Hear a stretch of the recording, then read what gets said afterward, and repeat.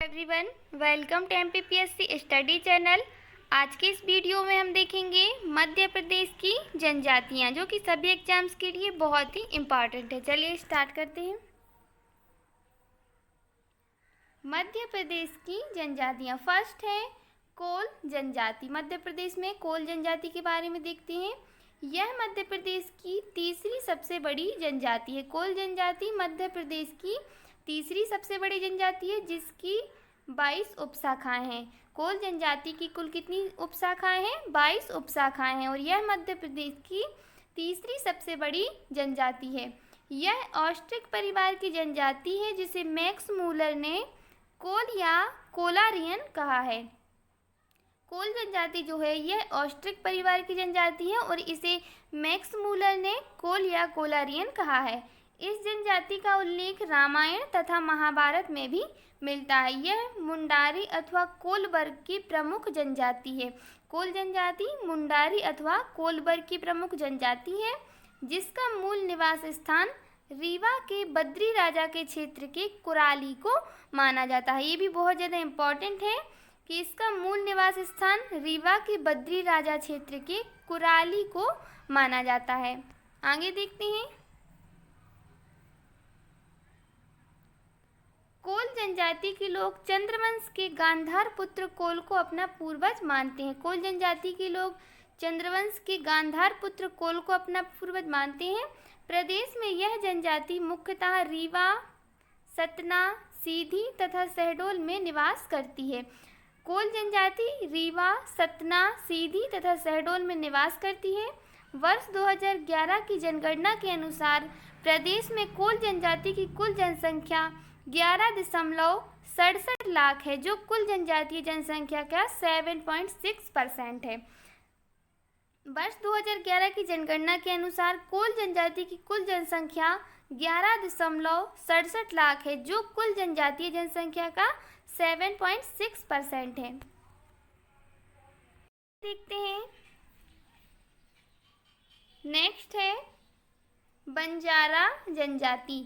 बंजारा जनजाति मध्य प्रदेश में बंजारा को घुमंतू जनजाति के रूप में जाना जाता है। मध्य प्रदेश में बंजारा को घुमंतू जनजाति के रूप में जाना जाता है। यह मध्य प्रदेश के निमाड़, मंडला, मालवा आदि जिलों में निवास करती है। बंजारा जनजाति मध्य प्रदेश के निमाड़, मंडला, मालवा आदि जिलों में निवास करती है, और मध्य प्रदेश में बंजारा को घुमंतू जनजाति के रूप में जाना जाता है। आगे देखते हैं। अगली है सहरिया जनजाति। कौन सी? सहरिया जनजाति। सहरिया शब्द की उत्पत्ति सह प्लस हरिया से हुई। इसका अर्थ शेर के साथ होना है। सहरिया जनजाति शब्द की उत्पत्ति सह प्लस हरिया से हुई, जिसका अर्थ क्या होता है? शेर के साथ होना है। फारसी भाषा के शब्द में शहर का अर्थ जंगल होता है, और यह जनजाति जंगलों में निवास करती है, इसलिए इन्हें सहरिया कहा जाता है। जनसंख्या की दृष्टि से सहरिया जनजाति मध्य प्रदेश की 5वीं सबसे बड़ी जनजाति है। जनसंख्या की दृष्टि से सहरिया जनजाति मध्य प्रदेश की 5वीं सबसे बड़ी जनजाति है, और यह जनजाति मुख्य रूप से ग्वालियर, शिवपुरी, मुरैना, गुना आदि जिलों में निवास करती है। सहरिया जनजाति ग्वालियर, शिवपुरी, मुरैना, गुना आदि जिलों में निवास करती है। आगे देखते हैं। यह प्रदेश की विशेष पिछड़ी जनजाति है। सहरिया जनजाति प्रदेश की विशेष पिछड़ी जनजाति है, और सहरिया जनजाति का संग्रहालय श्योपुर जिले में स्थित है। ये भी बहुत ज़्यादा इम्पॉर्टेंट है कि सहरिया जनजाति का संग्रहालय किस जिले में स्थित है, तो इसका आंसर हो जाएगा श्योपुर जिले में स्थित है। संग्रहालय श्योपुर जिले में स्थित है। आगे देखते हैं। नेक्स्ट है भारिया जनजाति। भारिया जनजाति ये भी बहुत ज़्यादा इम्पॉर्टेंट है। भारिया शब्द का वास्तविक अर्थ है ज्ञान का अभाव। भारिया शब्द का वास्तविक अर्थ है ज्ञान का अभाव, और यह जनजाति भार ढोने का कार्य करती थी, इसलिए इन्हें भारिया कहा गया। भारिया जनजाति भार ढोने का कार्य करती थी, इसलिए इन्हें भारिया कहा गया। भारिया जनजाति को भूमिया नाम से भी जाना जाता है। भारिया जनजाति को कौन से नाम से जाना जाता है? भूमिया नाम से भी जाना जाता है, और यह मध्य प्रदेश की सर्वाधिक पिछड़ी जनजाति है। भारिया जनजाति मध्य प्रदेश की सर्वाधिक पिछड़ी जनजाति है। आगे देखते हैं।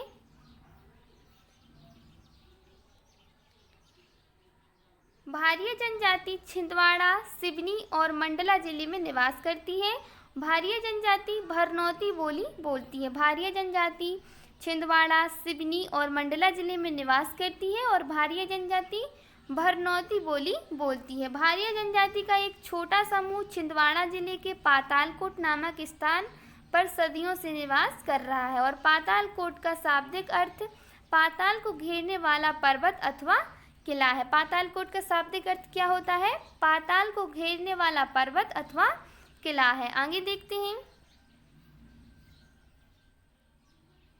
वर्ष 1981 की जनगणना में पातालकोट में भारिया जनजाति को जंगलियों के भी जंगली कहा गया था। वर्ष 1981 की जनगणना में पातालकोट में भारिया जनजाति को जंगलियों के भी जंगली कहा गया था। भारिया गौड़ों को अपना अग्रज तथा बड़ा भाई मानते थे और यह जनजाति अपना पूर्वज राजा करणदेव को मानती है। भारिया जनजाति अपना पूर्वज राजा करणदेव को मानती है। देखते हैं। नेक्स्ट है खेरवार जनजाति। कौन सी? खेरवार जनजाति। खेरवार मुंडा जनजाति समूह की एक प्रमुख जनजाति है और यह मध्य प्रदेश में छतरपुर, सिंगरौली, पन्ना, शहडोल, सतना, विदिशा, रायसेन, सीधी, उमरिया, दमोह, रीवा तथा अनूपपुर जिला में निवास करती है। यह मध्य प्रदेश में छतरपुर, सिंगरौली, पन्ना, शहडोल, सतना, विदिशा, रायसेन, सीधी, उमरिया, दमोह, रीवा, अनूपपुर आदि जिलों में निवास करती है और यह जनजाति कैमूर पहाड़ियों में स्थित खरियागढ़ को अपना मूल स्थान मानती है। खेरवार जनजाति कैमूर पहाड़ियों में स्थित खरियागढ़ को अपना मूल स्थान मानती है और खेरवार मुंडा जनजाति समूह की एक प्रमुख जनजाति है। आगे देखते हैं। नेक्स्ट है पनिका जनजाति। पनिका जनजाति मध्य प्रदेश के सीधी, शहडोल जिलों में पनिका अथवा परिका जनजाति निवास करती है। मध्य प्रदेश के सीधी एवं शहडोल जिलों में पनिका अथवा परिका जनजाति निवास करती है। यह जनजाति द्रविड़ प्रजाति से संबंधित है और इस जनजाति में निर्गुण उपासक, कबीरपंथी तथा शक्ति एवं अन्य देवी देवताओं के उपासक शक्ति एवं पनिका वर्ग सम्मिलित हैं और कबीरपंथी मांस एवं मदिरा का सेवन नहीं करते। यह जनजाति द्रविड़ प्रजाति से संबंधित है और पनिका जनजाति मध्य प्रदेश के सीधी एवं शहडोल जिलों में निवास करती है। आगे देखते हैं। ये जनजाति शक्ति पनिका देवी देवताओं की पूजा करते हैं और पनिका जनजाति कई गोत्रों में विभाजित है जिन्हें कुर कहा जाता है। पनिका जनजाति कई गोत्रों में विभाजित है और जिन्हें कुर कहा जाता है। कुर का शाब्दिक अर्थ क्या होता है? कुली होता है। कुर का शाब्दिक अर्थ होता है कुली और कई कुर मिलकर एक कुरहा का निर्माण करते हैं। आगे देखते हैं। नेक्स्ट है बिंजवार जनजाति। कौन सी? बिंजवार जनजाति। बिंजवार जनजाति मध्य प्रदेश के बालाघाट और सिवनी जिले में निवास करती है। बिंजवार जनजाति मध्य प्रदेश के बालाघाट और सिवनी जिले में निवास करती है। विंध्याचल पर्वत के मूल निवासी होने के कारण इस जनजाति का नाम बिंजवार पड़ा है। विंध्याचल पर्वत के मूल निवासी होने के कारण इस जनजाति का नाम बिंजवार पड़ा है और यह जनजाति स्वयं को विंध्यवासिनी पुत्र 12 भाई बेटकर का वंशज मानती है। बिंजवार जनजाति स्वयं को विंध्यवासिनी पुत्र 12 भाई बेटकर का वंशज मानती है। आगे देखते हैं।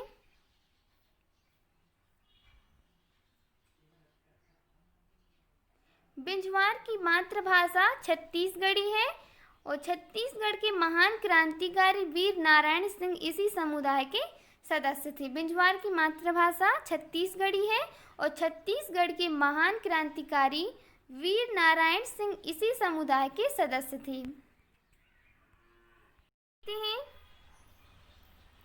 नेक्स्ट जनजाति है उरांव जनजाति। कौन सी? उरांव जनजाति। उरांव जनजाति भाषा के आधार पर द्रविड़ वर्ग की मानी जाती है। उरांव जनजाति भाषा के आधार पर द्रविड़ वर्ग की मानी जाती है और यह जनजाति स्वयं को कुरुक कहते हैं। यह जनजाति स्वयं को क्या कहते हैं? कुरूफ कहते हैं। और यह जनजाति मध्य प्रदेश के भोपाल, नरसिंहपुर, अनूपपुर, बड़वानी, जबलपुर, इंदौर तथा सिंगरौली जिलों में निवास करती है। आगे देखते हैं। इस जनजाति के लोग धांगड़, धनका, किसान आदि नामों से भी जाने जाते हैं और इस जनजाति में कई समवर्ती ग्राम परहा के रूप में संगठित होते हैं। इस जनजाति के लोग धांगड़, धनका, किसान आदि नामों से भी जाने जाते हैं और इस जनजाति में कई समवर्ती ग्राम परहा के रूप में संगठित होते हैं। आगे देखते हैं। नेक्स्ट जनजाति है अगरिया जनजाति। अगरिया जनजाति का जातीय नाम अग्नि से व्युत्पन्न हुआ है। अगरिया जनजाति का जातीय नाम अग्नि से व्युत्पन्न हुआ है। यह जनजाति मध्य प्रदेश के सिंगरौली, अनूपपुर, शहडोल, सीधी, उमरिया और डिंडोरी जिलों में निवास करती है। आगे देखते हैं। माना जाता है कि सर्वप्रथम अगरिया जनजाति द्वारा ही लोहे की खोज की गई और उससे औजार बनाए गए। माना जाता है कि सर्वप्रथम अगरिया जनजाति द्वारा ही लोहे की खोज की गई और उससे औजार बनाए गए। और यह जनजाति स्वयं को लोहार भी कहती है। अगरिया जनजाति स्वयं को लोहार भी कहती है। अगरिया जनजाति का प्रमुख व्यवसाय क्या है? लौह अयस्क को पिघलाना है। क्या है? अगरिया जनजाति का प्रमुख व्यवसाय है लौह अयस्क को पिघलाना है। आगे देखते हैं। इनके प्रमुख देवता कौन है? लोहासुर हैं। अगरिया जनजाति के प्रमुख देवता लोहासुर हैं, जिनका वास धधकती हुई भट्टियों में माना जाता है और ये अपने देवता को काली मुर्गी की बलि एवं मदिरा अर्पित करते हैं। इनमें दशहरे के दिन फागुन मास में लोहा गलाने के प्रमुख यंत्रों की पूजा की जाती है और इस जनजाति में विवाह में उड़द दाल का प्रयोग शुभ माना जाता है और इनमें विधवा विवाह की प्रथा प्रचलित है। इस जनजाति में विवाह में उड़द दाल का प्रयोग शुभ माना जाता है और इनमें विधवा विवाह की प्रथा प्रचलित है। आगे देखते हैं। नेक्स्ट कौन सी जनजाति है? कंवार जनजाति। कंवार जनजाति यह एक छोटी जनजाति है और इसकी कुल जनसंख्या 2011 के अनुसार केवल 18,603 है। कंवार जनजाति एक छोटी जनजाति है और जनगणना 2011 के अनुसार केवल इसकी जनसंख्या 18,603 है। प्रदेश में यह शहडोल, अनूपपुर, सीधी और सिंगरौली जिलों में निवास करती है। आगे देखते हैं। कंवार में 8 उपवर्ग हैं, जिनमें एक तंबर है जो स्वयं तोमर राजपूत मानते हैं।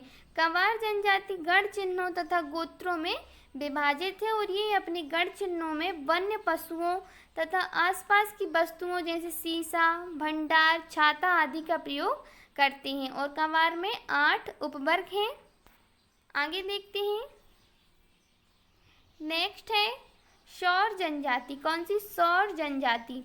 जनगणना 2011 के अनुसार मध्य प्रदेश की कुल जनजाति जनसंख्या में सौर जनजाति का केवल 1% भागीदारी है और यह आर्थिक एवं सामाजिक रूप से अत्यंत पिछड़ी जनजाति है। सौर जनजाति आर्थिक एवं सामाजिक रूप से अत्यंत पिछड़ी जनजाति है और जनगणना 2011 के अनुसार मध्य प्रदेश की कुल जनजाति जनसंख्या में सौर जनजाति का केवल 1% भागीदारी है और यह प्रदेश के सागर, टीकमगढ़, छतरपुर, दमोह, पन्ना, रायसेन और होशंगाबाद जिलों में निवास करती है। आगे देखते हैं। नेक्स्ट है प्रधान जनजाति। कौन सी? प्रधान जनजाति। प्रधान संस्कृत भाषा का शब्द है जिसका अर्थ क्या होता है? मंत्री होता है। प्रधान एक संस्कृत भाषा का शब्द है और इसका अर्थ होता है मंत्री। यह गौड़ राजाओं के मंत्री हुआ करते थे और प्रधान को पटेरिया भी कहा जाता है। प्रधान जनजाति प्रदेश की पूर्वी सतपुड़ा क्षेत्र, नर्मदा घाटी तथा बघेलखंड क्षेत्र में निवास करती है। प्रधान जनजाति प्रदेश के पूर्वी सतपुड़ा क्षेत्र, नर्मदा घाटी तथा बघेलखंड क्षेत्र में निवास करती है और प्रधान की मातृभाषा गोंडी है जिसका संबंध द्रविड़ भाषा परिवार से है। आगे देखते हैं। नेक्स्ट जनजाति है मवासी जनजाति वर्ष 2011 की जनगणना के अनुसार मध्य प्रदेश में मवासी जनजाति की कुल जनसंख्या 1,09,180 है, जो मध्य प्रदेश राज्य की जनजाति जनसंख्या का 0.71% है। मध्य प्रदेश में मवासी जनजाति छिंदवाड़ा, सतना, होशंगाबाद, भोपाल, पश्चिमी निमाड़ तथा बैतूल जिले में पाई जाती है। नेक्स्ट जनजाति है माझी जनजाति। कौन सी? माझी जनजाति। ये भी बहुत ज़्यादा इम्पोर्टेंट है। वर्ष 2011 की जनगणना के अनुसार मध्य प्रदेश में माझी जनजाति की कुल जनसंख्या 50,655 है, जो मध्य प्रदेश की कुल जनजाति का 0.33% है। माझी जनजाति मुख्यतः ग्वालियर, रीवा, भोपाल, भिंड, मुरैना, जबलपुर, दतिया, इंदौर तथा श्योपुर जिलों में निवास करती है। वर्ष 2011 की जनगणना के अनुसार मध्य प्रदेश में माझी जनजाति की कुल जनसंख्या कितनी है? 50,655 है, और जो मध्य प्रदेश राज्य की कुल जनजाति का 0.33% है। आगे देखते हैं नेक्स्ट कौन सी जनजाति है? पाओ जनजाति। कौन सी? पाओ जनजाति। जनगणना 2011 के अनुसार मध्य प्रदेश में इसकी कुल जनसंख्या 44,312 है, जो राज्य की कुल जनसंख्या का 0.29% है। जनगणना 2011 के अनुसार मध्य प्रदेश में पाओ जनजाति की जनसंख्या कितनी है? 44,312 है, जो राज्य की कुल जनसंख्या का 0.29% है। यह जनजाति मुख्यतः शहडोल, अनूपपुर तथा सतना जिलों में निवास करती है। आगे देखते हैं नेक्स्ट है पारधी जनजाति। कौन सी? पारधी जनजाति। पारधी मराठी भाषा का शब्द है जिसका अर्थ क्या होता है? आखेट। क्या होता है? आखेट। पारधी मराठी भाषा का शब्द है और इसका अर्थ होता है आखेट। यह मध्य प्रदेश में मुख्यतः भोपाल, रायसेन, गुना, सीहोर जिलों में निवास करती है। यह एक आखेटक जनजाति है जो पशुओं का शिकार करने में अत्यंत कुशल होती है, परंतु महिलाओं को शिकार करने की अनुमति नहीं होती। यह एक आखेटक जनजाति है और इसमें महिलाओं को शिकार करने की अनुमति नहीं होती। और कुछ भी जनजातियां हैं जो अपन अगले वीडियो में देखेंगे। Okay friends.